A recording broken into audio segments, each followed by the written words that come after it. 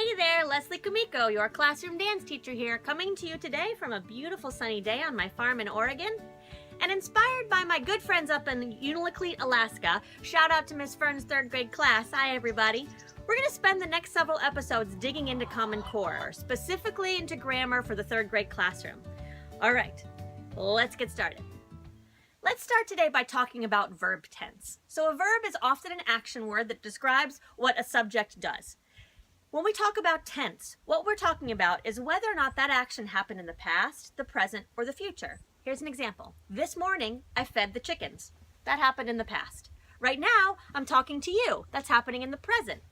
Later, I'll feed the cat. That's happening in the future. Everybody, when I say the word verb tense, I want you to tighten up your arms and your legs and your cheeks and your jaw and your tongue and your toes. Tense up all your muscles. The verb tense discusses whether the action, move your hands really fast to describe action.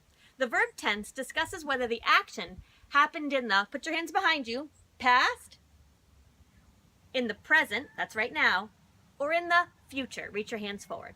Let's try that again.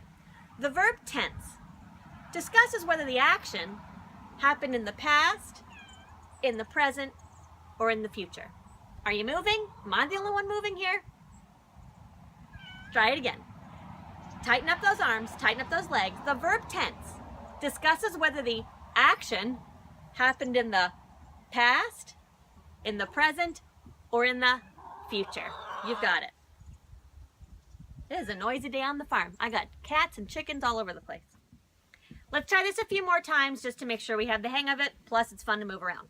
All right. The verb tense tells us if the action happened in the past, in the present, or in the future.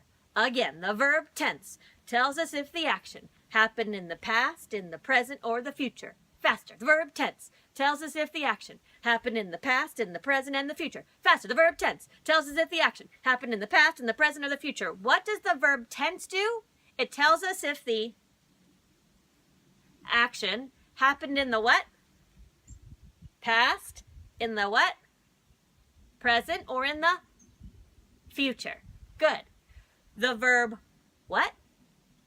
Tense. The verb tense tells us if the action happened in the past, in the present, or the future. Today we're going to be discussing present tense verbs. Those are actions that are either happening right now or actions that happen all the time. Now let's talk about subject-verb agreement.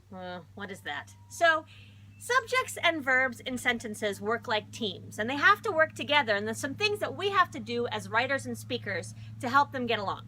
In present tense verbs, one of the things that we have to ask ourselves to help the subject and the verb work together as a team is how many subjects are doing the action. If it's just one, like the cat, or he, or she, or it, if there's just one subject that we're talking about, then the thing that we do to the verb most of the time, and we'll talk about exceptions later, but most of the time, to help that verb get along with the subject is we add the letter S to the end of our verb. I'll give you an example. If the subject is she, just one, only one person, she, and the verb is sit. If I said she sit on the chair, then I'm not helping my subject and my verb work together as a team. I need to add the letter S to the end of the verb, which is sit, to help those two get along better. You are a noisy chicken. If instead, we've got more than one subject. The chickens, for example, who are very noisy today. The chickens, that's more than one. Chickens.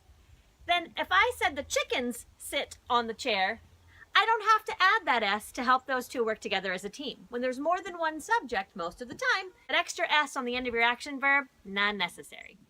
All right, let's get moving to help this make more sense and get out of our seats and have some fun. So everybody stand up next to your chair. Up you go. And I'm going to call out some different subjects. If there's only one of them, if it is a singular subject, just one, I want you to make the letter S with your body to remind you that that's what you need to add to the end of your action verb, is the letter S to the end of your action verb if you hear just one subject. If instead the word I call out describes more than one subject, more than one person, place, or thing, then I don't want you to make the letter S. Instead, I want you to stand still in a pretty cool pose. What? Okay, listen for the subject. Decide if it's one or more than one. If it's one, make an S. If it's more than one, chill out. Okay, your first subject is friends. Friends. Yep, more than one. More than one friend. Friends. That means you're just chilling out. All right, the next one is it. It. One subject, more than one subject, it. Yep. Add that S. So the S would go at the end of your action verb. If your verb, for instance, was rest, I would say it rests on the table, whatever it is. All right, your next one is she. She. Do we need that S at the end of the action verb? Show me if we do. Yep. We need that S at the end of the action verb. She runs to the store. She runs to the store. Okay, your next subject is Mrs. Fern. Mrs. Fern. Yep, I should see S's. We wish there was more than one of her, but there's only one. S. Mrs. Fern laughs really loud. I don't know if that's true. Is it true, Mrs. Fern? I don't know. We need that S at the end of the action verb to help it work together with the subject of the sentence. Okay, your next subject is the chickens. The chickens. One or more than one. If it's one, make that S. If it's more than one, just chill out. Yep, just chilling out. The chickens, we don't need that S. The chickens, if my verb was cackle, I would say the chickens cackle really loud. I don't need to say the chickens cackles really loud. That's adding too much and it's not helping them work together as a team. So, more than one subject, no S. Alright, it looks like you're getting the hang of it. I hope you all have had as much fun as I have, and I'll be back again with some more of these videos helping you in your class with 3rd grade Common Core Grammar. In the meantime, I'm Leslie Kimiko, your classroom dance teacher, and I look forward to dancing with you all again real soon. Say bye-bye. Bye-bye. Say bye, chickens. Happy dancing.